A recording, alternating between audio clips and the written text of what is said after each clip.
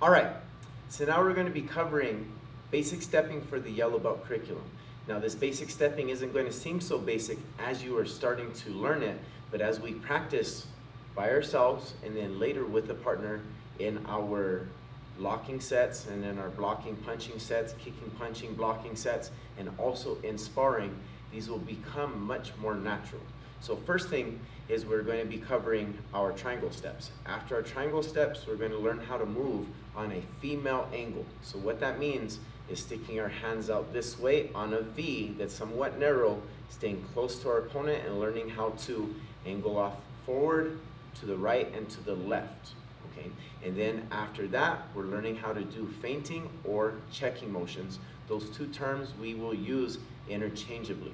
So first thing is we're starting off with triangle steps. Now triangle steps are very important, especially when it comes to spinning locks. Now we've already covered in our white belt curriculum our sliding forward, sliding back, sliding right, sliding left, stepping forward and stepping back with both our right and our left sides, switching, and then our Janwan. Janwan is our basic circle motions here and learning how to get those locks. But there are also triangle steps when we're locking.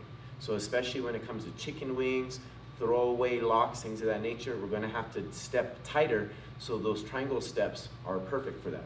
So first starting off, we're in Naran Hisogi, which means parallel stance, or we'll commonly refer to it as just a neutral stance. So from this position, I can start with my hands on my hips, my hands on my belt, or my hands up. So let's put it on the belt here. And all we're doing is learning how to angle behind. My foot goes directly behind my other foot, and I pivot. And I do the same foot again, one, angle behind, and pivot. Now you don't want to make this go out wide behind this way. So showing you from this position, I want it as close to the foot as possible, and then pivot. And then same thing, as close to the foot as possible, and then pivot. And so we can have different lengths of that triangle step. What I mean by that is sometimes it's quick and tight, sometimes it's long and turn. Now, when we're doing locking, let's say for instance a chicken wing, so I get to this position and we get this chicken wing, we step in, now we have to pivot and turn. That is your triangle step, okay? Locking that person, throwing them with that is very, very important, but we have to learn how to do our stance transitions. So once we learn it this way, right here, 1, 2, and 1, 2, the other foot, 1, 2, 1, 2, then we practice making it tight. So what I mean by that is getting up against the wall or close to the bag. There's a little bit of space between myself and the bag, one hand's width. Okay, so one hand's width between myself and the bag, and I'll do the same thing. 1, turn. And the same thing right here, we get close to it again. 1, turn. Now do the other side, same idea. 1, turn. Same thing. 1, turn. And the idea is to not run in or to trip, not run into or trip over the bag or the wall. Then the next way to practice that triangle step is to learn how to step first. Okay, so we take one step forward on this angle, pivot, and triangle step. Then I do the other side, same thing. One step forward, pivot, and triangle step. And so again, this way, one step forward across, pivot, triangle step, pivot. Okay, one step forward across. My right foot's going across this way. 1, pivot, triangle step, and pivot. And those are your 3 ways that you practice your triangle step without a partner. And then with the partner, obviously, you get much better at it and learning your transitions. Now, next are our female angles. So first, we start off from our basic Naran Hisogi, which means parallel stance, or our neutral stance. And we learn how to go to the right and to the left. So the most basic version of this, starting off with hands up, is just learning how to step on this angle. 1, now notice that I take my right foot, put it in front, my left shoulder's in front, I'm keeping my left shoulder high, and I have somewhat of a T-guard here. Then I come back, and then do the same thing to the other side, right here, 1. Now I'm not going too far to the right or too far to the left, we're going to the right and forward, left and forward. Just focus on that V. 1 and 2. Can you do it fast? 1, same thing. 2, same thing. 1, same thing. 2. And notice it's somewhat of a switching step, so when I do this, I can step here, but I shoot this leg back at the same time I move that foot forward because it moves me a little bit faster and gets me off to this angle, which allows me to get my strikes and allows me to get my locks quick. Okay, so that's number 1. Number 2 is we're coming off from a fighting stance here. Now, we have a couple variations to the right, a couple variations to the left. So we'll start off with just 2 variations on both sides. So on this right side, first, all we're going to do is learn how to step quick, 1, and pivot, okay? So again, slowly, 1 big step, 2 pivot and turn, okay? So a little bit faster, it looks like this, 1, 2, okay? So the idea is that I have to take that step and pivot as quick as I can so that way I can flank the person. The person is coming in and I don't go straight back or go straight into them. I move off to the angle and then flank them from the side. So one more time on that version right there, it's 1 pivot. Now, the next version is with a slide and a pivot at the same time. So I'm taking that step, sliding with this foot, letting it trail behind me and slide with me, and then I pivot at the same time, so it's just a quicker, faster step. So it looks like this, 1. So slow, you want to think about ice skating, okay, just sliding along that mat. So I'm already starting to turn as I'm doing this, 1. Now, when the person comes into me, one of the basic ways to do this is turn your stomach and face them as you're stepping in. So I'll make sure my stomach faces them as I step in, and this gives me the ability to strike, and this gives me the ability to stay close enough and flank them that I can get my locks. Okay, so that's to the right side. So number 1, which is 1 pivot, faster, same thing, 1 pivot, right? Then we have the step and slide with the pivot. This is a faster, quicker way. So number 2, it's 1, slow, 1, one more time, and 1, this way. So then we're going to the left.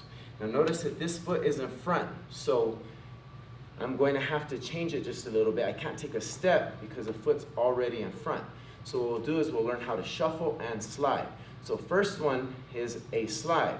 So all I'm doing is transitioning my weight to my back foot, lifting this leg, and learning how to slide to that angle, and then from there we can attack, okay? So again, I will transition my weight and then slide this way, okay? I lift my leg, 1, slide, then turn.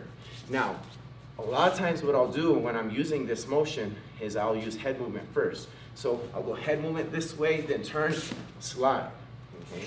And that takes a lot of practice with sparring, with partner work, things of that nature, but you want to make sure that you learn that motion. So one more time, weight on your back leg, lift this leg, push with this leg, and slide, and now you are on the side of them. So they should be about right here with you. Okay?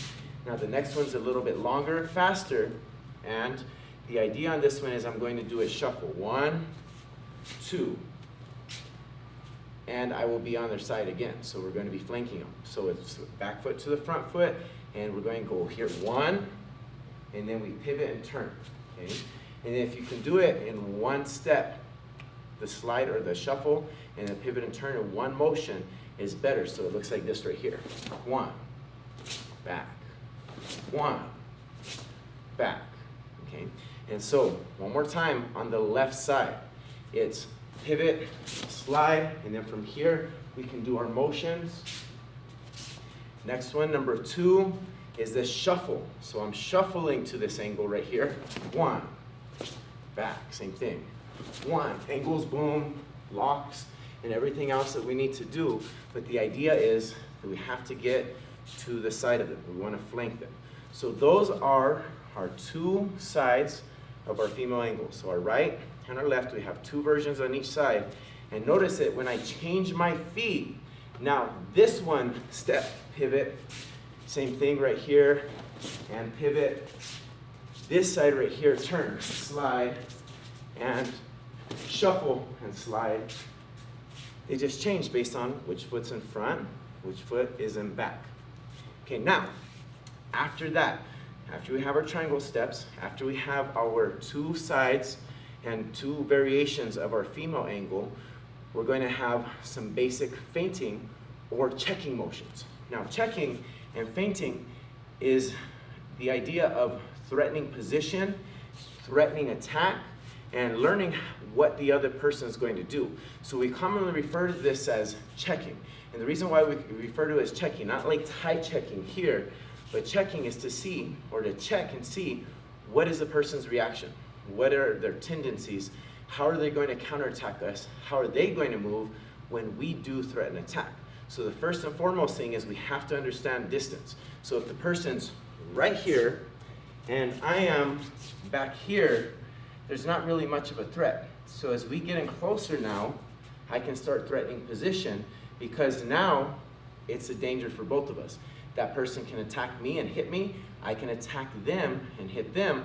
So now I'm threatening position. So the very, very first way is just a fencer's motion. So I have my stance here, and all I'm doing is getting into that zone where it's even more dangerous, and I'm using a fencer's motion, which is 1 in and out, 1 in and out, 1 in and out. You see in Taekwondo, it's a little bit lower with the hand. For Hapkido, it's a little bit higher because I want their hands to do this right here. So it's 1 in and out, 1 in and out. Now notice that when I do this, I'm somewhat twitchy because I want to elicit a twitchy reaction to the person.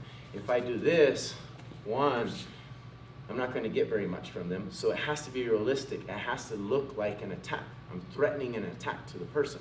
So again, one more time. This is number 1. It looks right here. 1 in and out, 1 in and out. Make sure you move out quickly though, so that way if the person does counterattack you, you're outside of range again. So the next one after that is using the rear shoulder. So all I'm going to do is I'm going to move that foot in slightly, turn that rear shoulder, turn that rear hip, turn that rear knee, turn this hand, so I threaten the rear side hand, the rear side leg, and it's 1 this way, 1 this way, 1 this way, in and out, okay? So that way they can see, you can see, are they going to angle on you? Are they move straight back? Are they going to try and block? Are they going to come in and attack? All those things you want to know. Okay, so that's number 2. One more time. It's 1, quick, but you want to make it twitchy, so it should be here. 1 in and out. 1 boom. 1 boom. Okay, next one. So we have 4 of these. Number 3 is with the front hand again, and it's just a lift. Okay, so if we're punching, a lot of times when I keep jabbing, I'll lift here, in and out, boom, okay? I drop my head and I lift my hand high, and what that does is get the person's hands up. I can throw knees from there, throw punches. I can see if they want to counter with their strikes. I see if they want to drop down and tackle, but the idea is just to lift. So I move my foot in, keep my hands up, and lift. 1, 1, okay? So that somewhat looks like a jab, but you just lift up high. A lot of times you'll see people's hands go up like this, and you can actually get their hands in that position, okay? So that's number 3, slowly, looks like this, 1. Now fast, 1, 1, all right? Then number 4 is back on the right side again.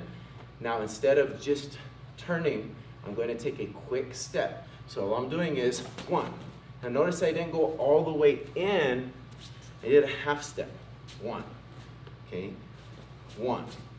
But I want to be twitchy with my shoulder, twitchy with my hip, twitchy with my step, get myself in and out, see what they do. 1, 1, 1. Now this is specific for people that are kickers.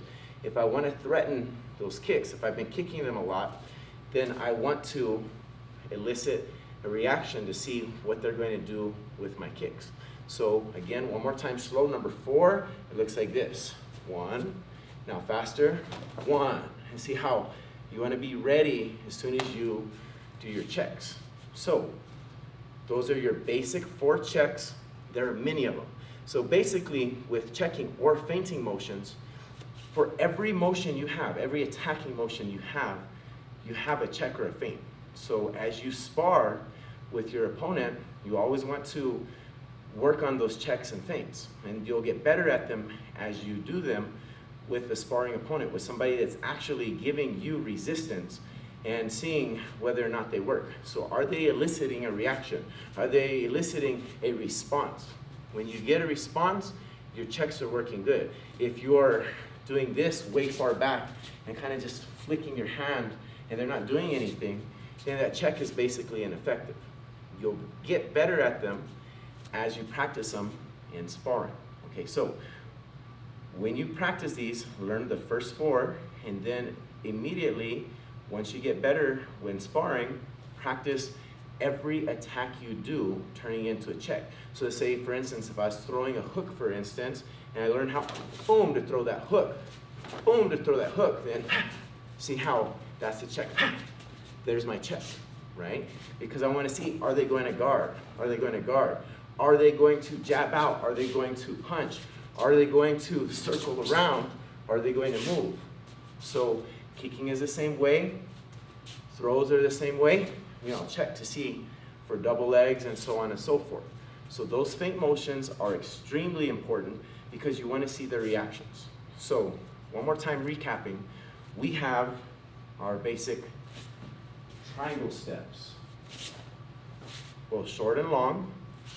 We have our angles, 1, 2, then 1 angle, same thing, 1 angle, 2 angle, and 2 angle. So both right and left, there's 2 of them on both sides, okay? And then after that, we have our basic checks. We have our fencing, in and out, in and out. Make sure it's flicky enough. Make sure you're actually threatening attack. Number 2, with our shoulder, our hip, our knee, and our arms, it's here, 1 in and out, 1 in and out, and right here, 1 in and out. And then from there, number 3, is a lift of the front hand with your foot, here. Notice I'm staying turtled. And number 4, stepping in and out, here, here. And you want to be bouncy too, here, now, in and out, see where they're moving. All right, and then practice with it.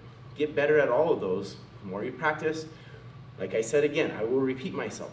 The more you practice with a partner in sparring, the better you will get. Obviously, practice with your partner in sets. Practice with your partner just going over your basic blocks, punches, your locks. But then once you spar, that's where your stepping really starts to shine, and that's where you understand your distance, your timing, your positioning, your rhythm. All of that comes in during sparring. All right, so make sure you guys practice those. That's the yellow belt stepping set. Like I said, it will seem like a lot, but once you start to practice this more and start to apply it, it'll become very natural for you. Thank you.